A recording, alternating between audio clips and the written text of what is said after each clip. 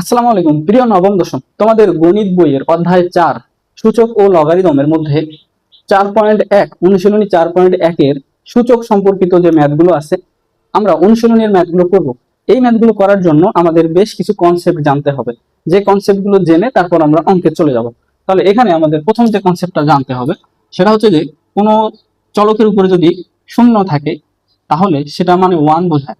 যদি কোনো সংখ্যার উপরেও শূন্য হয় তাহলে সেটা মানে 1 বোঝায়। আবার যদি দেখা গেল দুইটা সংখ্যার যোগ এর উপরে যদি 0 থাকে তাহলে সেটাও কি 1। অর্থাৎ যে কোনো জিনিসের উপর 0 হলে সেটা 1 হয়ে যাবে। 2 নম্বর যে সূত্রটা এটা হচ্ছে a two the power m into a two the power a। এখানে আমরা দেখতে পাচ্ছি এই যে a হলো বেজ আর m টা কি পাওয়ার। এখানেও বেজ a, m হচ্ছে পাওয়ার। তো যদি বেজ একই হয় এবং গুণ অবস্থায় থাকে তাহলে পাওয়ার গুলো যোগ হয়ে যাবে। তাহলে এখানে আমাদের a two the power m plus n। একটা উদাহরণ দেখা যাক, যেমন এখানে আছে a কিউব অর্থাৎ x cube into x square. তাহলে কি হবে, বেজ একই, একটা বেজকে কমন নিলাম, এরপর পাওয়ার গুলো যোগ করলে হবে 3 যোগ 2 মানে 5। এবার যদি এরকমটা থাকে যে a two the power m নিচে আছে a two the power n, তাহলে এইটা কি করতে হবে, এখানে যেহেতু বেজ একই তাহলে পাওয়ার গুলো বিয়োগ করে দিব, কেননা এখানে ভাগ আছে। তাহলে ভাগ থাকলে পাওয়ার গুলো বিয়োগ হয়ে যায়। তাহলে এখানে আমাদের দুইটা বেজ থেকে একটা বেজ a কমন নিলাম, উপরের পাওয়ার থেকে নিচের পাওয়ার বিয়োগ হয়ে গেল। তাহলে এরকম আরো উদাহরণ দেখা যাক, যেমন এখানে যদি থাকে x টু দি পাওয়ার 4 নিচে আছে x টু দি পাওয়ার 1, তাহলে কি করব, উপরের পাওয়ার থেকে নিচের পাওয়ার বিয়োগ করতে হবে। তাহলে আমরা দুইটা বেজ থেকে একটা বেজ কমন নিব, নিয়ে উপরের পাওয়ার থেকে নিচের পাওয়ার বিয়োগ করে দিলে কি হয়, x কিউব হয়। তাহলে 2 নাম্বার 3 নাম্বার গেল। এবার 4 নাম্বার নিয়ম।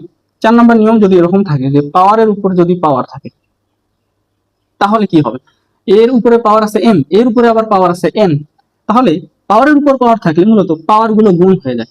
তাহলে এখানে আমাদের a হবে আর এই পাওয়ার গুণ হয়ে যাবে। তাহলে m গুণন n, তার মানে কি লেখা যায়, a two the power m। ঠিক আছে, উদাহরণের সাহায্যে দেখা যাক, যদি এরকমটা থাকে x স্কয়ার আর এর উপরে পাওয়ার আছে কিউব, তাহলে 3 গুণন 2 কত হবে 6 x টু দি পাওয়ার 6, এটা চলে গেল। এবার হচ্ছে 5 নাম্বার নিয়ম, যদি এমনটা থাকে a b টু দি পাওয়ার একটা পাওয়ার থাকে n, তাহলে কি লিখবো, a two the power n দিব একবার, ইনটু যেহেতু আছে তাহলে ইনটু দিলাম, into b to the power n। যদি ভাগ থাকে, যে 6 নম্বর রুলস, যদি ভাগ থাকে যে a by b to the power, এখানে একটা ধরো পাওয়ার আছে m, তাহলে কি লিখবো, a two the power m divided ভাগ b to the power m, এটা চলে গেল। এবার লাস্ট আরেকটা আমরা ফর্মুলা জানবো, সেটা হচ্ছে যে 7 নাম্বার। এখানে কি ইনভার্স থাকলে কি হয়, যেমন এখানে আছে 2 ইনভার্স 1, এটা মানে কি বোঝায়, এই যে আমরা এখানে যে ইনভার্স কথাটা দেখতে পাচ্ছি, ইনভার্স মানেই হচ্ছে 1 ভাগ, ইনভার্স কথার মানেই হচ্ছে 1 ভাগ, এরপর 2 এর উপরে 1 আছে 2 টু দি পাওয়ার 1। আরো এরকম উদাহরণের সাহায্যে দেখা যাক, যেমন এখানে যদি থাকে x ইনভার্স 3, তাহলে কি হবে, ইনভার্সের পরিবর্তে হবে আমাদের 1 ডিভাইডেড, ইনভার্সের পরিবর্তে হবে 1 ডিভাইডেড, এরপর x এর উপরে 3 আছে, আমরা এখানে 3 দিয়ে দিলাম, তার মানে 1 বাই এক্স কিউব। তো এরকম আরো অনেক আছে, যেমন এখানে যদি আমরা বলি 2 ইনভার্স 5, এটা কিভাবে লিখবো, এই যে ইনভার্স কথাটার মানেই হচ্ছে 1 ডিভাইড, আর 2 এর উপর 5 আছে, তাহলে এখানে আমরা লিখবো 2 টু দি পাওয়ার 5। তো এগুলো হচ্ছে আমাদের বেসিক কনসেপ্ট এই অধ্যায়ের। এরপর আমরা অনুশীলনের অঙ্কগুলোতে এই কনসেপ্টগুলো আমরা অ্যাপ্লাই করব। চলো চলো তাহলে দেখে নেওয়া যাক আমাদের এই অনুশীলনীতে কি কি অঙ্ক আছে। এবং অঙ্কটা দেখতে পাচ্ছি যে এখানে ঘনমূল 7 স্কয়ার, এরপর হচ্ছে 7 এর উপর আছে ঘনমূল, এরপর হলো রুট 7। এই সম্পর্কিত অঙ্ক দুইটা আছে, 1 নম্বর এবং 2 নম্বর অঙ্ক প্রায় একই, আমরা 2 নম্বর অঙ্কটা করতে যাচ্ছি। তাহলে এখানে আছে আমাদের ঘনমূল, এরপর হলো 7 স্কয়ার, আবার এখানে আছে 7 এর উপর ঘনমূল, এরপর এখানে আছে 7 এর উপর রুট। তাহলে আমরা একটা বিষয় ক্লিয়ার হয়ে যাই, সেটা হচ্ছে জাস্ট রুট মানে বোঝায় হাফ, জাস্ট রুট মানে কি হাফ। যেমন এখানে আছে রুট 7, তার মানে 7 এর উপরে পাওয়ার আছে হাফ। আবার এরকম যদি থাকে ঘনমূল তাহলে কি হয়, ঘনমূল মানে বোঝায় 1/3। যেমন এখানে আছে আমাদের ঘনমূল 7, এটা আমরা এইভাবে লিখবো 7 টু দি পাওয়ার 1/3। এভাবে আমরা এই অঙ্কটা করব। ওকে, তাহলে প্রথমে এখানে একটু দেখে নেওয়া যাক যে এই 7 এর উপর কি আছে ঘনমূল। তাহলে এখানে আছে আমাদের 7 স্কয়ার আর এর উপরে আছে ঘনমূল, ঘনমূলের পরিবর্তে আমরা বসাবো 1/3 ইনটু এখানেও আছে ঘনমূল, তাহলে 7 টু দি পাওয়ার 1/3, নিচে 7 এর উপরে আছে রুট মানে বোঝায় হাফ, তাহলে 7 টু দি পাওয়ার এখানে আমরা লিখবো হাফ। ঠিক আছে, আচ্ছা এবার নিচে কি করা যায়, নিচে পরবর্তী লাইনে আমরা যেটা করব, এই পাওয়ারের উপর পাওয়ার থাকলে হয়ে যায় গুণ, তাহলে পাওয়ারের উপর পাওয়ার থাকলে গুণ হয়ে গেলে আমরা গুণটা করে ফেলি। তাহলে 2 গুণন 1/3, অর্থাৎ 2 গুণন 1/3, এটা করলে হয় 2/3। তাহলে এখানে আমরা 7^2/3 এটা লিখতে পারি ইনটু 7^1/3, আর নিচে কি আছে 7^12। তাহলে আমাদের এখানে বেজ হচ্ছে একই, এখানে যেমন বেজটা 7, এখানেও বেজ হচ্ছে 7, এখানেও বেজ হচ্ছে 7। তাহলে বেজ যদি একই হয় এবং গুণ অবস্থায় থাকে তাহলে পাওয়ার গুলো যোগ করে দিতে হয়। তাহলে আমরা এখানে এই দুইটা 7 থেকে একটা 7 কমন নিই, এই যে নিলাম, নেওয়ার পর পাওয়ার গুলো কি করে দিব, যোগ, কেননা গুণ অবস্থায় আছে। তাহলে এখানে আমরা লিখতে পারি 2/3 প্লাস 1/3, আর নিচে হচ্ছে 7^12। তাহলে উপরে একটু যদি এটা আমরা যোগ করি, উপরে যোগ করি 7^, এখানে লসাগু হবে 3 আর 2 আর 3, তাহলে উপরে হচ্ছে কত 3, আর নিচে থাকলো 7^12। তাহলে 3 ক্যান্সেল হয়ে গেলে 7 এর উপরে পাওয়ার থাকে 1, তাহলে উপরে থাকলো 7^1, নিচে থাকবে 7^12। এবার কি করা যায়, ভাগ আছে এবং বেস তো একই, তাহলে উপরে পাওয়ার থেকে নিচের পাওয়ার বিয়োগ করে দিব। তাহলে আমরা এখানে লিখতে পারি 7^1 মাইনাস হাফ, 1 থেকে যদি আমরা হাফ বিয়োগ করি তাহলে হাফই হয়, তাহলে 7^1/2, এটাই হলো আমাদের অ্যান্সার। এবার চলো দেখে নেওয়া যাক পরের 3 এবং 4 নম্বর অঙ্ক একই। অনুশীলনীর 3 নম্বর এবং 4 নম্বর অঙ্ক একই, আমরা 4 নম্বর অঙ্কটা করতে যাচ্ছি। 4 নম্বর অঙ্কে যেটা বলা আছে যে এখানে আছে 2a inverse plus 3b inverse. আমরা কনসেপ্টে যেটা শিখেছি যে a ইনভার্স যদি এরকম থাকে তাহলে কি হয়, ইনভার্স মানেই বোঝায় 1 ডিভাইডেড, আর এর উপরে কি আছে a⁴ আছে, তাহলে আমরা এখানে বসাইলাম a⁴, তার মানে বোঝায় 1/a। আবার যদি এরকমটা থাকে যে 2 ইনভার্স দেখা গেল 3 আছে, তাহলে ইনভার্সের পরিবর্তে আমরা লিখতে পারি 1 ডিভাইড, আর এর উপর 2 এর উপরে আছে 3, তাহলে আমরা এখানে বসাইলাম 3। এভাবে মূলত হয়। তো আমরা এখানে দেখতে পাচ্ছি 2a ইনভার্স মানে বোঝায় ইনভার্সের পরিবর্তে আমরা লিখবো 1 ডিভাইডেড, আর এর উপরে আছে 1, তাহলে আমরা এখানে লিখবো a প্লাস 3b ইনভার্স 1, তার মানে এখানে লিখবো 3 ইনটু b ইনভার্স মানে 1 ডিভাইডেড, আর b এর উপরে 1 মানে b।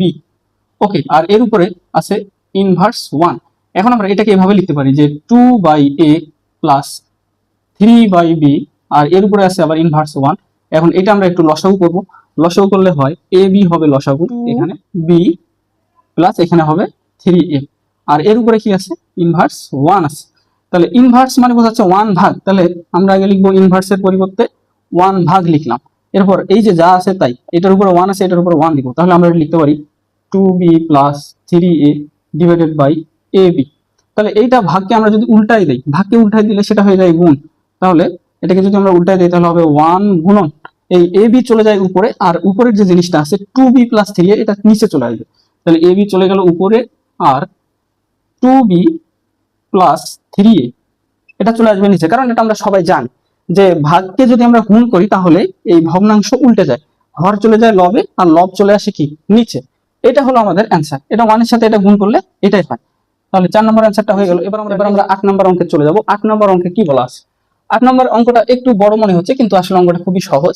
এখানে প্রথমে একটা জিনিস দেখে নেওয়া যাক যে এখানে বেজ আছে 3, এখানেও বেজ 3, এখানেও বেজ 3, এখানে শুধু বেজটা 9, তাহলে এই 9 কে আমরা বেজ হিসেবে 3 বানাই নিব। যেমন 9 কে আমরা এভাবে লিখতে পারি 9 = 3 স্কয়ার, তাহলে বেজটা কি হয়ে গেল 3।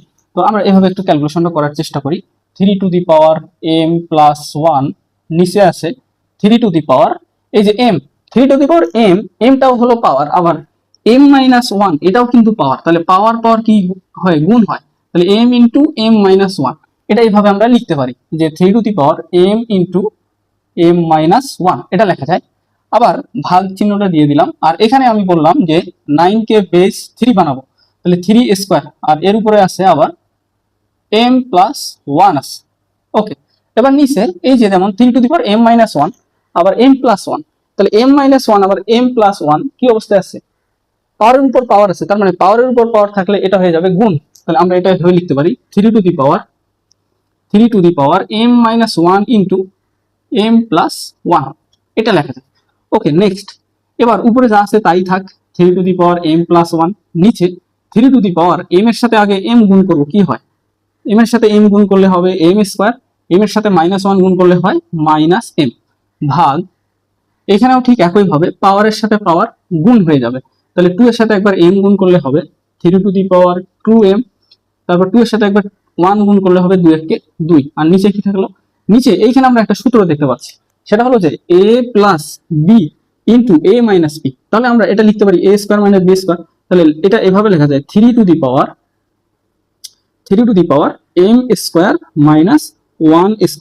1² মানে 1ই লেখা যায়, ঠিক আছে।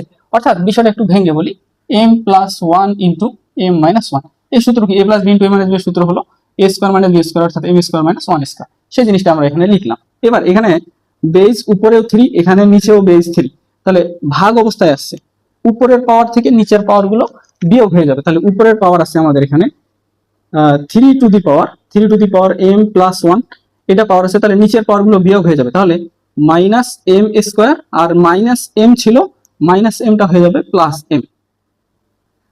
এখানে 3 টু দি পাওয়ার, এখানেও যেমন বেজ হচ্ছে উপরেও 3 নিচেও বেজ 3, তাহলে উপরের পাওয়ার থেকে নিচের পাওয়ার কি হয়ে যাবে, বিয়োগ হয়ে যাবে। তাহলে এখানে আমরা লিখতে পারি 3 to the power 2m plus 2, আর নিচে আছে মাইনাস এম স্কোয়ার প্লাস 1 হয়ে যাবে।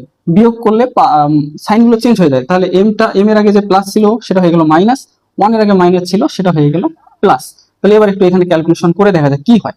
এখানে আসলে এম আর এম যোগ করলে হয় 2m, তাহলে 3 টু দি পাওয়ার 2m, আর এখানে আছে প্লাস 1, এখানে আছে মাইনাস এম এর ভাগ যা আছে তাই লিখি। এখানে হচ্ছে 3 to the power 2m minus m square, তাহলে এখানে লিখি 2m মাইনাস এই যে এম স্কোয়ারটা লিখবো, আর এখানে প্লাস 2 আর প্লাস 1 যোগ করলে হবে প্লাস 3। ব্যাস, আমরা একটা জিনিস পেয়ে গেলাম।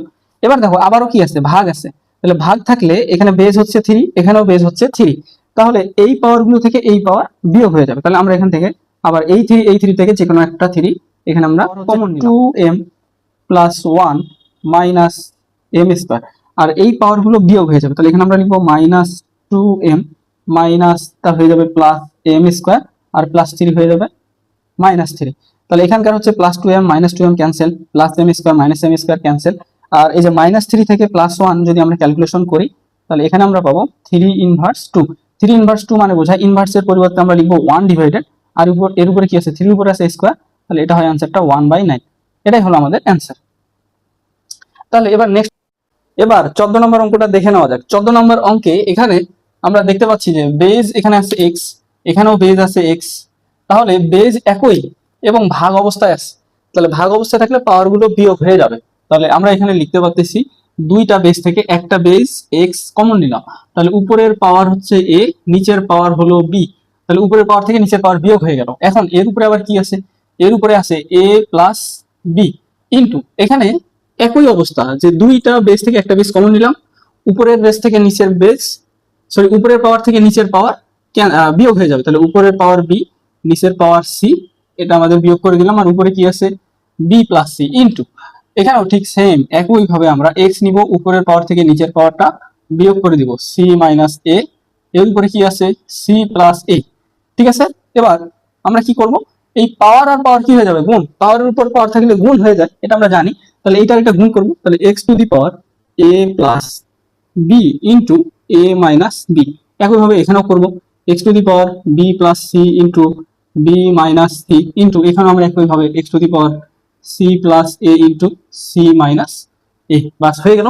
এবার এইটাকে যদি গুণ করি তাহলে কি হয়, এটা মূলত একটা সূত্রে পড়ে গেছে, সেই সূত্রটা হলো a plus b into a minus b। তাহলে এখানে আমরা লিখতে পারি a square minus b square, তাহলে a square minus b square into, এখানে আমরা কি লিখতে পারি b plus c into b minus c, তাহলে a plus b into a minus b, অর্থাৎ এখানে দেখা যায় b square minus c square into, এখানে একইভাবে a স্কোয়ার মাইনাস b স্কোয়ারের সূত্রে পড়ছে, তাহলে আমরা লিখবো x into c to the power square minus a square, অর্থাৎ c plus a into c minus a মানে বোঝায় a square minus b square. Okay, তাহলে এবার আমরা এইখানে বেজ x, বেজটা হলো x, এখানকারও বেজ x, তাহলে বেজ যদি একই হয় এবং গুণ অবস্থায় থাকে তাহলে পাওয়ার গুলো যোগ করে দিতে হয়। তাহলে আমরা এখান থেকে x একটা কমন নিব, x x x, তিনটা x থেকে একটা x নিলাম। এবার যে পাওয়ার গুলো আছে এগুলো সরাসরি যোগ করে দিব, তাহলে a square minus b square হবে, তারপর হলো plus b square minus c square হবে, তারপর হচ্ছে প্লাস c স্কোয়ার মাইনাস এখানে a স্কোয়ার হবে। এবার এই যে plus a square minus a square cancel, plus b square minus cancel, plus minus cancel, তাহলে উপরে কিছুই থাকলো না, উপরে থাকলো x টু দি পাওয়ার 0, কোনো কিছুর উপর 0 করলে 1 হয়, এটা আমরা জানি। ঠিক আছে, আচ্ছা এবার আমরা নেক্সট অঙ্কে চলে যাব। নেক্সট অঙ্কটা হচ্ছে 16 নম্বর অঙ্কে চলে আসলাম। 16 নম্বর অঙ্কে কিছু ডাটা দেওয়া আছে, a two the power x equal b, b to the power y equal c, c to the power z equal a হলে দেখাও যে x y z ইকুয়াল 1। তো এই তিনটা ডাটা থেকে আমরা লাস্ট যে ডাটাটা দেওয়া আছে এইটা দিয়ে অঙ্কটা শুরু করব। এখানে যেমন দেওয়া আছে c to the power z equal a, এটা আমাদের দেওয়া আছে। তো এখন আমরা একটা জিনিস খেয়াল করি যে c এর মান কত, c এর মান হচ্ছে b to the power y, তাহলে এই সি এর জায়গায় আমরা বসাবো b to the power y. তাহলে এখানে আমরা বসাবো b to the power y, আর এদের উপরে পাওয়ার আছে কি জেড, এই যে জেড পাওয়ারটা দিয়ে দিলাম, আর এই পাশে আছে এ রেখে দিলাম ওর জায়গায়। এবার নেক্সট আবার দেখা যাচ্ছে বি এর মান কত, বি এর মান হচ্ছে এ টু দি পাওয়ার এক্স। তাহলে বি এর জায়গায় আমরা এ টু দি পাওয়ার এক্স বসাবো, এ টু দি পাওয়ার এক্স দিলাম। আর এখানে পাওয়ার আর পাওয়ার কি হয়, পাওয়ারের উপর পাওয়ার থাকলে গুণ হয়ে যায়। তাহলে আমরা এ টু দি পাওয়ার এক্স লিখে এই পাওয়ার আর এই পাওয়ার যদি গুণ করি তাহলে কি পাবো, ওয়াই জেড পাবো, আর এই পাশে থাকলো আমাদের এ। এবার কি করা যায়, এবারও আমরা পাওয়ারের উপর পাওয়ার আছে, তার মানে এটাও গুণ করে দিব। তাহলে গুণ করে দিলে কি হবে, a to the power x y z equal কি লেখা যায় এ। এবার দেখতে পাচ্ছি উভয় পক্ষে বেজ একই হয়ে গেছে, উভয় পক্ষে যেহেতু বেজ একই হয়ে গেছে তাহলে এই বেজ গুলো ক্যান্সেল হয়ে যাবে। তাহলে এখানে আমরা লিখতে পারি a to the power x y z, আর এ টু দি পাওয়ার আমরা এই এ টু দি পাওয়ার ওয়ান লিখলে কি হয়, এ তো হয়, এ টু দি পাওয়ার ওয়ান লিখলে এই এ হয়, তার মানে এটার পরিবর্তে আমরা এটা লিখতে পারি। ওকে, এবার বেস গুলোকে ক্যান্সেল করে দিব, এ আর এ ক্যান্সেল হয়ে যাবে, তাহলে এটা ক্যান্সেল হয়ে গেল। এখানে শুধু আমরা তাহলে লিখতে পারি পাওয়ার ইকুয়াল পাওয়ার। তাহলে এখানকার পাওয়ার ছিল এক্স ওয়াই জেড, এখানকার পাওয়ার ছিল ওয়ান, তাহলে এটাই আমাদের দেখাতে বলেছিল। ওকে, এবার আমরা নেক্সট অঙ্কে চলে যাব। 18 নম্বর অঙ্কে কি আছে, সমাধান করো two to the power x plus one equal 128। তাহলে এখান থেকে মূলত সমাধান করা মানে বোঝাচ্ছে এক্স এর মান বের করতে হবে। এই ধরনের অঙ্ক আমরা এর আগে অনেক করেছি, তো এটা একটু দেখে নেওয়া যাক। যেমন এখানে আমাদের এক্স আছে উপরে, এক্সটা আছে উপরে, তার মানে আমাদের এই এক্স এর মানটাই বের করতে হবে। তো উভয় পক্ষে আমাদের এই পাশে যেহেতু বেজ আছে 2, তাহলে উভয় পক্ষে আমরা বেজ একই বানানোর চেষ্টা করব। তাহলে এই পাশে আমরা বেজটাকে 2 নিয়ে নিলাম। 2 এর উপরে কত দিলে 128 হয়, যেমন আমরা এখান থেকে একটু দেখি। 2 এর উপরে স্কয়ার মানে হয় 4, 2 এর উপর কিউব মানে 8, তারপর হচ্ছে 2 এর উপর 4 মানে বোঝায় 16, তারপর হচ্ছে 2 এর উপর 5 মানে বোঝায় 32, 2 এর উপরে 6 মানে বোঝায় 64, 2 এর উপরে 7 মানে কি 128 হয়ে গেল। তাহলে আমরা 2 এর উপরে যদি 7 দেই তাহলে 128 হয়। তাহলে 2 টু দি পাওয়ার 7 যে কথা, 128 একই কথা। আর এখানে কি হবে, 2 to the power 2x plus 1 যা আছে তাই লিখবো। এবার আমরা উভয় পক্ষ থেকে বেস যেহেতু একই, বেস গুলো ক্যান্সেল হয়ে যাবে। তাহলে এখানে থাকলো তোমার 2x প্লাস 1 ইকুয়াল, এখানে থাকলো 7। তাহলে এবার আমরা কি করব, 2x কে এখানে রেখে দিয়ে 1 টাকে যদি বিয়োগ করে দেই তাহলে 7 প্লাস বিয়োগ হয়ে যাবে 7 মাইনাস 1। তাহলে 7 থেকে 1 বিয়োগ করলে হয় 6, এই পাশে থাকলো 2x। এবার আমরা কি করব, এই যে 2 কে ভাগ করে দিব, এখানে x কে রেখে 2 কে ভাগ করে দিব, তাহলে 2 কে ভাগ করে দিলে হয় 3। তাহলে x এর মান চলে আসলো 3। 20 নম্বর অঙ্কে চলে আসলাম। 20 নম্বর অঙ্কে আছে 2 to the power x plus 2 to the power 1 minus x equal 3। সমাধান করো মানে x এর মান বের করতে হবে। এইখানে একটা আমরা ক্যালকুলেশন করব। কি করে, যে এখানে আছে 2 টু দি পাওয়ার x যা আছে তাই লিখলাম, প্লাস 2 টু দি পাওয়ার কি লেখা যায়, 1 লেখা যায়, into 2 to the power minus x equal 3। তাহলে এই দুইটাই যদি আমরা আবার বেসটা কমন নিয়ে যদি 1 আর মাইনাস x যোগ করি তাহলে 2 to the power 1 minus x এটাই হবে। মানে বিষয়টা হলো এখান থেকে যদি আমরা আবার 2 নেই তাহলে 2 নিলে উপরে কি আছে 1, যেহেতু গুণ আছে, গুণ মানে কি হবে যোগ, আর এখানে কি আছে মাইনাস x। তাহলে এটা আলটিমেটলি কি হবে 2 to the power 1 minus plus minus x এভাবে, এই জন্য আমরা এটা করে নিলাম। ওকে, আচ্ছা এবার এখানে আমরা যদি এইভাবে করতে যাই তাহলে বিশাল বড় অঙ্ক হবে। এই জন্য আমরা একটা জিনিস ধরে নিব, যে এখানে লিখবো যে এখানে লিখবো ধরি 2 to the power x equal, এখানে আমরা যদি a ধরে নিই তাহলে কেমন হয়। তাহলে এই লাইন থেকে আবার আমরা লেখা শুরু করব। এই লাইনে 2 টু দি পাওয়ার x মানে a ধরে নিয়েছি, তার মানে এই 2 টু দি পাওয়ার x এর পরিবর্তে আমরা এখানে বসাবো a। তারপর এখানে আছে কি প্লাস 2 টু দি পাওয়ার 1 মানে বোঝায় 2, আর 2 ইনভার্স x মানে এখানে বোঝায় 1 by 2 to the power x, এই যে এটা বোঝায় ইকুয়াল 3। পরের লাইনে কি হবে, পরের লাইনে a plus 2 into 2 to the power x মানে ধরেছি a, তাহলে আমরা এখানে লিখবো 2 বাই a ইকুয়াল, এখানে আমরা লিখলাম 3। এবার আমরা এখানে একটু লসাগু করি, লসাগু করলে কি হবে, এটাই হবে লসাগু, a আর a গুণ করলে হবে a স্কয়ার প্লাস এখানে আছে 2, তাহলে 2 থাকলো, আর এই পাশে কি আছে 3 থাকলো। এবার এই 3 আর a এই দুইটা কি হয়ে যাবে, গুণ হয়ে যাবে, তাহলে এখানে আমরা লিখবো a স্কয়ার প্লাস 2 ইকুয়াল 3 এর সাথে a গুণ করলে হবে 3a। আবার এখানে লেখা যায় a স্কয়ার 3a এই পাশে আসলে হয়ে যাবে মাইনাস 3a প্লাস 2 ইকুয়াল 0। এখন আমরা এই জিনিসটার মিডল টার্ম করব। এটা মিডল টার্ম করলে কি হবে, এটা মিডল টার্ম করলে হবে a স্কয়ার 2 আর a স্কয়ার গুণ করলে হয় 2a স্কয়ার, 2a স্কয়ার কে মিলাইতে হবে। কিভাবে মিলাবো, এমন দুইটা সংখ্যা নিব যে দুইটা সংখ্যা গুণ করলে 2a স্কয়ার হবে এবং যোগ বিয়োগ করলে এই মাঝের সংখ্যাটা মিলে যাবে। তাহলে আমরা এখানে লিখতে পারি যে মাইনাস 2a যদি লিখি minus 2a minus a plus 2, তাহলে কিন্তু আমাদের মিলে যায়। যেমন 2 এর সাথে a স্কয়ার গুণ করলে হবে 2a স্কয়ার, আবার মাইনাস 2a মাইনাস a যদি আমরা যোগ বিয়োগ করি, বিয়োগ হয়ে যাবে যোগ, তাহলে এখানে হয়ে যাবে 3a, আর এই দুটো যদি গুণ করি তাহলে 2a স্কয়ার হয়ে যাবে। ঠিক আছে, তাহলে এবার আমরা এখান থেকে কমন নেওয়া শুরু করবো। এটার মধ্যে কমন নেওয়া যায় a যদি কমন নেই তাহলে এখানে থাকবে a, আর এখানে থাকবে মাইনাস 2। এখানে যদি আমরা মাইনাস 1 কমন নেই তাহলে এখানে থাকবে a মাইনাস 2 ইকুয়াল কি হয় 0।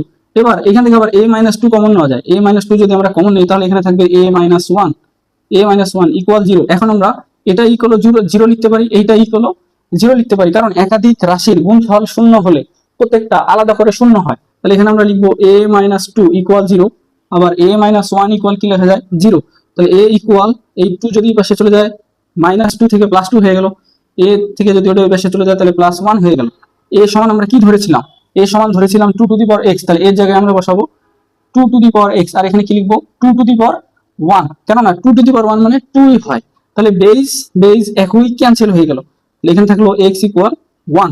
এখানেও এর পরিবর্তে আমরা লিখবো two to the power x, আর এখানে ওয়ানের পরিবর্তে আমরা এটা লিখতে পারি যে two to the power zero, কেননা two to the power zero মানেই বোঝায় ওয়ান। তাহলে বেস বেস ক্যান্সেল, এক্স এর মান জিরো। তাহলে এখানে আমাদের দুইটা অ্যান্সার, একটা এক্স এর মান হলো জিরো আর একটা হলো ওয়ান, এই দুইটাই হলো